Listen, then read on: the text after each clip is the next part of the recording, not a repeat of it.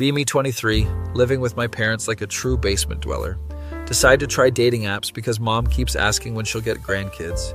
Swipe through the usual suspects, nothing special.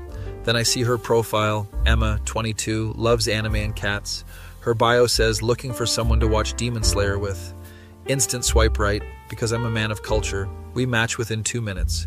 Start chatting, she's actually pretty cool. We bond over Attack on Titan theories and argue about best waifus. She says Mikasa is overrated. I know she's the one. After a week of texting, I ask her out. Sure, but fair warning, I'm really clingy once I get attached. Think she's joking. Red flags are just pretty decorations at this point. We meet at a local cafe. She shows up in a Sailor Moon t-shirt. Conversation flows like we've known each other for years.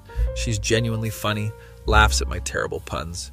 When I mention I collect vintage Pokemon cards, her eyes light up. No way, I have a complete first edition set at home. This girl is speaking my language. Date goes amazing. We walk around the mall for 3 hours. She buys me a Pikachu keychain, so you'll remember me. Drop her off at her apartment. She gives me the longest hug. This was the best first date ever. When can we do it again? We plan a second date for the following weekend. Everything seems perfect. Too perfect. Should have known the universe was setting me up. Second date comes around. We go to see the new Studio Ghibli movie. She cries during the emotional parts. I offer her my hoodie. Afterwards, we get ramen and she tells me about her family. Parents are divorced. She lives alone. Doesn't have many close friends. You're like the first person who actually gets my references. I'm feeling all warm and fuzzy inside. Third date, we watch anime at my place. She meets my parents briefly when they come home from grocery shopping. Mom loves her immediately. Dad thinks she's energetic. Emma charms them by complimenting Mom's garden and Dad's vintage car. They invite her to stay for dinner without asking me first. She accepts immediately, starts helping Mom in the kitchen. Dinner goes great. She fits right in with my family's chaotic energy. After she leaves, Mom pulls me aside. I like this one. She's a keeper. Dad nods in agreement. She knew about carburetors. Impressive. I'm thinking this might actually work out. We start dating officially after 2 weeks. Everything is going smoothly for about a month. Then my cousin Jake's graduation party comes up. Mention it casually to Emma during our phone call. Oh, that sounds fun. What time should I be ready? Wait, when did I invite her to this? It's just a family thing, pretty boring stuff. Nonsense. I love meeting new people, plus I can bring my famous brownies. Before I can object, she's already planning her outfit. Show up to the party with Emma in tow. She's wearing a cute sundress and carrying a tray of brownies. My entire extended family immediately adopts her. Aunt Linda starts showing her baby photos of me. Uncle Mike talks her ear off about his fishing trips. Cousin Jake's girlfriend feels threatened by how much attention Emma gets. Emma remembers everyone's names after meeting them once. She's like a social butterfly with unlimited stamina. By the end of the night, she has 15 new phone numbers. Grandmother pulls me aside. Marry this one, she has good birthing hips. Thanks, Grandma. Exactly what I needed to hear. Drive Emma home. She's practically bouncing in her seat. Your family is amazing. They're like something out of an anime. Which anime exactly? You know, like Toradora, big chaotic family full of love. She's not wrong, but I'm starting to feel overwhelmed. The next family event is my dad's birthday dinner. I don't mention it to Emma, thinking I'll get a break. Day of the dinner, I'm getting ready when my phone buzzes. It's Emma. What time is dinner tonight? I made your dad a cake. Apparently, Mom gave her our family group chat access. She's been added to the family calendar app. I don't even know how this happened. Show up to dinner. Emma's already there, setting the table. She made a Death Note-themed cake because Dad mentioned liking mysteries. Happy birthday, Light Yagami, written in frosting. Dad thinks it's hilarious, doesn't get the reference, but loves the effort. During dinner, Emma seamlessly joins every conversation. She's discussing lawn care with Dad, recipe tips with Mom. Even my teenage sister likes her. They bond over makeup tutorials. I'm sitting there watching my girlfriend integrate into my family faster than Windows updates. After dinner, Emma helps with the dishes while I sit in the living room. Can hear her laughing with Mom about some story from work. Sister comes over. Dude, Emma is like the big sister I never had. You literally met her 2 hours ago. Yeah, but she already showed me how to do winged eyeliner. This is getting out of hand. Next week, my cousin's wedding comes up. I specifically don't tell Emma about it. Plan to go alone, enjoy some family time without my overly enthusiastic girlfriend. Get to the wedding venue, checking my phone before ceremony starts. See Emma walking up the steps in a beautiful blue dress. Surprise! Your mom thought I should come since I'm practically family now. Apparently Mom called her directly and invited her. Emma has somehow become Mom's favorite person. During the reception, Emma gives an impromptu speech about love. References like 5 different romance animes in 2 minutes. Entire wedding party is crying, even the groomsmen. She catches the bouquet and winks at me. My face goes redder than Natsu's hair. Uncle Mike starts chanting, "Kiss her, kiss her." This is not how I imagined my evening going. Drive home with Emma practically glowing with happiness. Your family is so accepting. I feel like I've found my tribe. Emma, we've been dating for 2 months. I know, it feels like we've been together forever though. She's not wrong, but something feels off about the pacing. 2 weeks later, my grandmother's 80th birthday party. This time I'm proactive. Tell Emma it's adults only. No worries, I'll just help your mom with setup earlier in the day. How does she even have my mom's schedule? Arrive at Grandma's house. Emma's already there wearing an apron. She's in the kitchen with Mom and all my aunts. They're treating her like she's been part of the family for decades. Oh honey, Emma brought homemade pasta. Isn't she wonderful? Emma learned to make pasta specifically for my grandmother. She researched Grandma's Italian heritage and everything. During the party, Emma sits next to Grandma the entire time. They're looking through old photo albums together. Emma is genuinely interested in every story. Tell me about this one. When was this taken? Grandma is eating up the attention. Hasn't smiled this much in years. Later, Grandma pulls me aside again. That girl loves you more than you realize. How can you tell? She asked me 47 questions about your childhood. That's specific. She wrote them down in a notebook. Emma has a notebook about me. This is either sweet or concerning. Probably both. Next family event is my brother's housewarming party. By now I've given up trying to gatekeep these events. Emma shows up with a plant for every room in the house. She researched which plants work best for each lighting condition. My brother's girlfriend is starting to look inadequate by comparison. How did you know I wanted a snake plant for the bathroom? Your brother mentioned he kills everything, so I brought the unkillable ones. Emma has somehow memorized every family member's preferences. She brings specific gifts tailored to each person's interests. It's thoughtful but also slightly unnerving. During the party, I overhear my cousins talking. Dude, your girlfriend is like the perfect woman. She's funny, smart, remembers everyone's names, and she's hot. Plus, she knows more anime than you do. They're not wrong, but I'm feeling pressured, like Emma has set the bar impossibly high. What if I can't live up to her expectations? That night, Emma and I are cuddling on my couch. I had so much fun today. Your family feels like home. Emma, can I ask you something? Of course, anything. Why do you love coming to these family events so much? She gets quiet for a moment, playing with my hair. My family was never close like yours. After the divorce, holidays became this awkward dance. Being with your family feels like what I always imagined families should be. Suddenly her enthusiasm makes perfect sense. She's not trying to be overwhelming, she's just happy. Plus, I really love you and want to be part of your life. All of your life, including the family. Chaos. My heart does that thing where it feels too big for my chest. I love you too, Emma. Even when I show up uninvited to family events. Especially then, it means you want to be here. We fall asleep watching Spirited Away on repeat. The next morning, Mom calls me. I hope you know Emma is invited to Christmas. Mom, it's July. I'm just letting you know she's already part of the family. She asked what your favorite Christmas cookies were. She's going to learn how to make them from scratch. Emma emerges from the bathroom, toothbrush hanging out of her mouth. What's your mom saying about Christmas cookies? I can't help but laugh at the absurdity. This girl crashed one family event and somehow became everyone's favorite. She's like a real-life anime protagonist who wins over everyone, except instead of saving the world, she's conquering family dinners. Nothing important, just mom being mom. Emma grins, that same smile that made me swipe right. Good, because I already ordered a cookie decorating kit online. It arrives Thursday. This woman is 3 steps ahead of every family event, and honestly, I'm starting to find it endearing instead of overwhelming. My family loves her, she loves them back. Watching her light up at every gathering is actually pretty cute. Plus, having someone who's more excited about family time than I am makes me appreciate what we have more. That evening, Emma is scrolling through her phone. Oh, your cousin posted about their baby shower next month. Should I make a diaper cake or go traditional with gift cards? I don't even question how she knows about the baby shower. At this point, she's probably more connected to my family than I am. Diaper cake sounds very Emma-esque.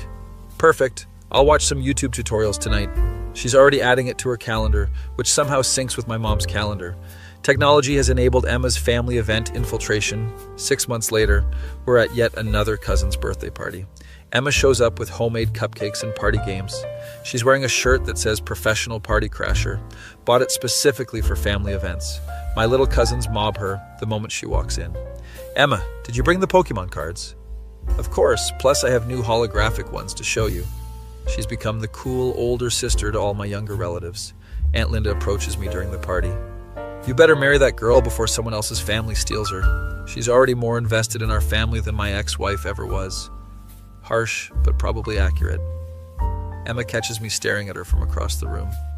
She's teaching my 8-year-old cousin how to fold origami cranes. In Japanese culture, 1,000 cranes grant you a wish. What would you wish for? My cousin thinks for a moment. For Emma to stay in our family forever. My face when I realize I want the same thing. Emma looks over and catches my expression. She smiles that radiant smile and gives me a little wave, still covered in glitter from the craft station she set up. My face when I realize I'm going to marry this beautiful disaster who crashes family events and steals everyone's hearts, including mine.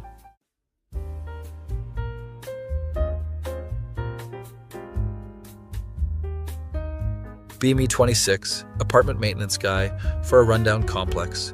Mostly fix broken toilets and pretend the heating works. Carry toolbox that's held together with duct tape and prayers. Get a work order for apartment 3B, water leak. Knock on door for 10 minutes, no answer, but hear faint keyboard clicking. Landlord gives me master key, tells me tenant hasn't paid rent in 2 months. Probably moved out already. Just check the pipes and document damage. Open the door, hit by wall of stale air and instant ramen smell. Apartment is pitch dark except for glow of multiple monitors. Blackout curtains taped over windows like vampire lair. Think it's empty until I hear panicked squeaking from bedroom. Peer around corner. See pale girl, maybe 22, diving under pile of blankets. Please don't evict me, I'll figure out the money somehow. Voice is muffled but sounds genuinely terrified. I'm just here about the leak, not eviction stuff. She pokes her head out slightly. Looks like she hasn't seen sunlight in months. Dark circles under eyes, hair in messy bun, wearing oversized black hoodie, skin so pale it's almost translucent. You're not Mr. Peterson, the landlord? No, I'm Tyler, maintenance guy with the broken toolbox. She relaxes slightly but stays buried under covers like turtle. Ask her about the leak. She points toward the kitchen with shaky finger. Check it out. Pipe under sink is completely shot, probably been leaking for weeks. Water damage to cabinet, small puddle on floor. Going to take hours to fix properly, need to replace section of pipe. Come back to living room, she's emerged wearing different hoodie. This one is navy blue with some faded band logo. How long will this take exactly? Probably most of the day, need to run to hardware store for parts. She looks genuinely distressed, starts fidgeting with hoodie sleeves. I can't leave while you're here, I have important things to monitor. Look around, see takeout containers stacked like Jenga towers, mountain of energy drink cans, enough monster to power small town, multiple gaming setups with different colored LED lighting. Looks like mission control for professional shut-ins. What kind of important monitoring?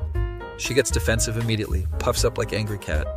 I run several online businesses, manage Discord servers, do freelance coding, also moderate 3 different subreddits and stream on weekends. Sure you do, and I'm secretly Elon Musk. Spend next 6 hours fixing pipe. She hovers nearby entire time. Keeps offering me energy drinks and leftover pizza from various boxes. You want some? This one's from yesterday, so it's still technically fresh. Pizza looks like it achieved sentience and chose violence. Decline politely, eat my own sandwich from home. She watches me eat like I'm performing literal magic tricks. When's the last time you had actual real food? Define real food that isn't delivered in plastic containers. This chick is. Living off convenience store cuisine and determination. Finish the repair around 6 p.m., pack up my rusty tools.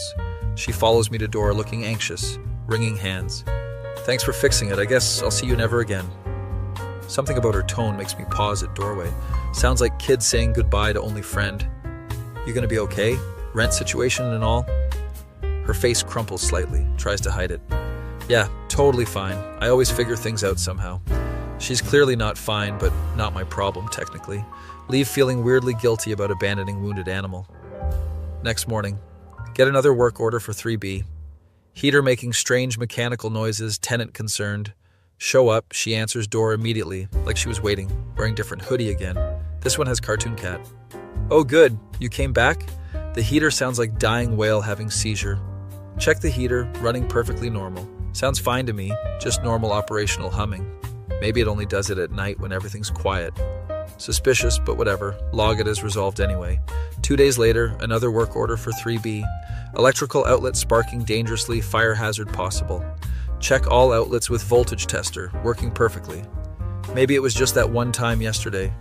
She shrugs innocently, offers me more questionable pizza, different boxes this time, rotation of sadness. This becomes weekly pattern for 3 weeks, always small issues that don't actually exist. Start to realize she's making up problems for company. Feel bad but also annoyed at fake work orders. One Thursday, get real emergency call for 3B. Toilet overflowing, water everywhere. Rush over, she meets me at door in tears. Bathroom is indeed flooded, toilet completely clogged. I tried to fix it myself with chemicals, made it worse. Spend 2 hours dealing with backup and cleanup. She sits on couch looking miserable. I'm sorry for wasting your time before. The fake work orders? She nods, won't make eye contact. I know it was stupid, I just don't talk to people much. Something in her voice makes me sit down. How long since you left the apartment? Define left. Walked outside, breathed fresh air, saw sky. She counts on fingers. Maybe 8 months? Holy crap, this girl is actually housebound. What about groceries, doctor appointments? Delivery apps exist, telehealth is a thing.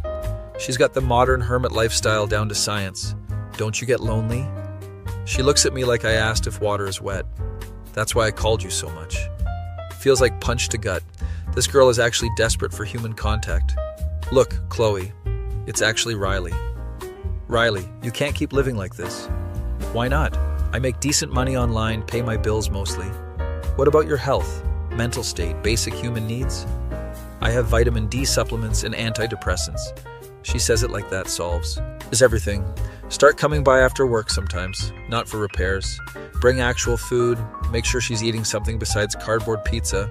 First time I bring Chinese takeout, she nearly cries, I forgot food could have flavor. Slowly learn more about her situation. Dropped out of college during pandemic, never went back. Started working online, stopped going outside. Parents live across country, think she's doing great. I send them photos of my setup, they think I'm tech entrepreneur. Technically not lying, just omitting the crippling social anxiety part. After a month of visits, convince her to sit on fire escape. She makes it 5 minutes before panic attack. Too much sky, too many sounds. Help her back inside, she's shaking. This is pathetic. Normal people don't freak out from fresh air. You're not pathetic, you're just out of practice. Start bringing groceries weekly, she pays me back with online work. Fixes my computer, sets up my Wi-Fi, creates website for side business. Girl is actually brilliant with technology. Where did you learn all this? YouTube University, class of every day for 2 years. She's basically autodidact savant who's afraid of sunlight.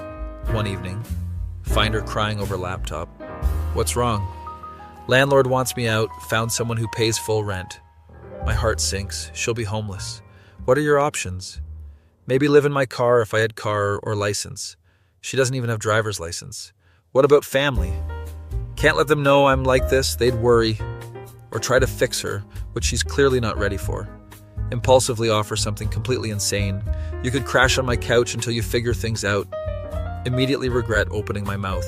Her eyes light up like Christmas morning and lottery win combined. Really? You'd actually let me do that? Temporarily, just until you find new place. Famous last words that will haunt me. Help her pack, which takes 17 trips in my beat-up Honda. Girl has accumulated impressive amount of electronic junk. 4 different gaming chairs, 7 monitors, enough cables to wire, small city box, labeled important dongles, weighs 30 pounds. Do you really need all this equipment? Each setup serves completely different purpose. It's optimized. Sure it is, like NASA mission control. Get everything moved to my place. She sets up command center and living room. My apartment now looks like Best Buy, exploded during earthquake. Cables everywhere, LED lights blinking like Christmas tree. First week goes okay. She keeps to her designated corner, pays for groceries with mysterious online earnings, stays quiet mostly. Barely notice she's there except for occasional frantic keyboard clicking. Sounds like woodpecker having mental breakdown. Second week, she starts emerging more, makes coffee in mornings, leaves cup for me, cleans apartment while I'm at work. Figured I should contribute somehow. Place is never. been this organized third week. She's basically running my household, meal prep, laundry, even balances my checkbook. Your finances were a disaster, fix some things. Apparently she optimized my entire budget. Month in, realized she's never looked for a new apartment. How's the housing search going? Still working on it, market is crazy right now, she says while reorganizing my closet by color. 2 months later, same excuse. Except now she's redecorated half of my place. New curtains, plants that are somehow still alive, proper lighting. Where did all this come from? Ordered online, used my design skills. My apartment looks like actual adult lives here. 3 months, she's integrated into my daily routine, makes breakfast, we eat together, texts me during the reti about random things, dinner ready when I get home. It's like having domestic partner who never leaves house. Realize I haven't been on dating apps since she moved in, too comfortable with current arrangement. 4 months, my friends start asking questions. Who's the girl answering your phone? Just roommate helping with stuff. Roommate who knows your coffee order and calls you sweetie? When did she start calling me sweetie? 5 months. She's convinced delivery drivers were married. Mrs. Chen thinks you work too hard, should take vacation. Mrs. Chen is Chinese food delivery driver. She's very wise about work-life balance. Somehow Riley has relationships with people I barely talk to. 6 months. Realize she's never actually looked for an apartment. Confront her about it. Riley, you've been here half year. What's the plan? She gets defensive immediately. I can leave anytime, don't need your charity, but starts packing dramatically. Where exactly are you going? She stops packing, deflates. I don't know, maybe extended stay motel. Image of her alone in sketchy motel room hits different. You don't have to leave, but you want me to. Honestly, I don't anymore. Place feels like home with her here. Someone to talk to after work, meals that aren't microwaved, apartment that doesn't look like college dorm. I want you to contribute to rent and maybe leave house occasionally. She considers this a deal, but outside trips are negotiable. We shake on it like business transaction. 8 months later, she's made it to corner store 3 times. Each trip is major victory celebration. Bought milk and talked to cashier. She's proud of 30-second interaction with teenager. Baby steps toward rejoining civilization. My family visits for Christmas, meet Riley for first time. Mom pulls me aside. She's lovely, dear. When's the wedding? We're not dating, she's just roommate. Roommate who made homemade cookies and knows everyone's dietary restrictions? Okay, maybe boundaries got blurred somewhere. New Year's Eve, we're watching Netflix countdown. She falls asleep against my shoulder during movie. Looks peaceful for first time since I met. Realize I don't want her to find new place. Don't want her to leave at all. Maybe accidentally adopting housebound girl wasn't worst decision. She stirs awake as countdown starts. Did I miss midnight? Few more seconds. We watch fireworks on TV together. She looks at me with expression I can't read. Thanks for not giving up on me. Thanks for making my place actually livable and functional.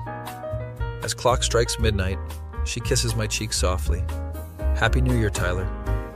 Maybe this weird situation is exactly what we both needed. Year later, she leaves apartment twice weekly now. Still won't go alone anywhere, but progress is measurable progress. We split bills evenly. She handles all online optimization stuff. I fix things. She optimizes everything else in our lives. Accidentally created perfect partnership with broken hermit girl. She's learned to cook actual meals. I've learned to appreciate organization. My face when I realize I don't want her to get completely better. My face when I realize I'm in love with my hikikomori roommate.